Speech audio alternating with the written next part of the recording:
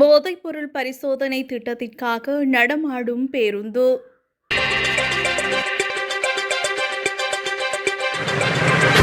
முறை சார்ந்த பொது போக்குவரத்திற்காக செயல்படுத்தப்படும் எழுமாற்றான போதைப்பொருள் பரிசோதனை திட்டத்திற்காக சுகாதார அமைச்சைச் சேர்ந்த மேலும் ஒரு நடமாடும் பேருந்து போக்குவரத்து, நெடுஞ்சாலைகள் மற்றும் நகர அபிவிருத்தி அமைச்சுக்கு நன்கொடையாக வழங்கப்பட்டுள்ளது.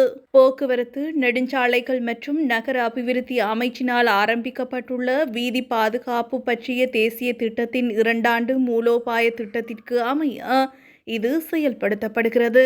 இதன்படி இந்நடமாடும் போதைப்பொருள் பரிசோதனை திட்டத்தை மேலும் விரிவாக்குவதே இதன் மூலம் எதிர்பார்க்கப்படுவதாக அவ்வமைச்சு குறிப்பிட்டுள்ளது. பொது போக்குவரத்தில் ஈடுபடும் சாரதிகள், நடத்துனர்கள் மற்றும் சாரதி உதவியாளர்கள் வாகனம் செலுத்தும் போது போதைப்பொருள் பயன்படுத்தியுள்ளவர்களா என்பதை பரிசோதிக்கும் இந்நடமாடும் பரிசோதனை திட்டம் தற்போது நாட்டின் 5 மாகாணங்களை உள்ளடக்கிய வகையில் செயல்படுத்தப்பட்டு வருகின்றது.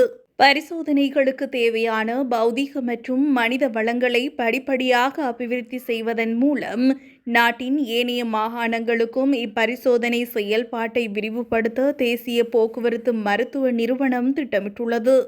போக்குவரத்தின் பாதுகாப்பை உறுதி செய்து உயிர் மற்றும் சொத்துக்களை பாதுகாப்பதற்காக ஆரம்பிக்கப்பட்டுள்ள இந்த எழுமாற்றான போதைப்பொருள் பரிசோதனை தேசிய திட்டத்தின் கீழ் இதுவரை 7150 பரிசோதனைகள் மேற்கொள்ளப்பட்டுள்ளன.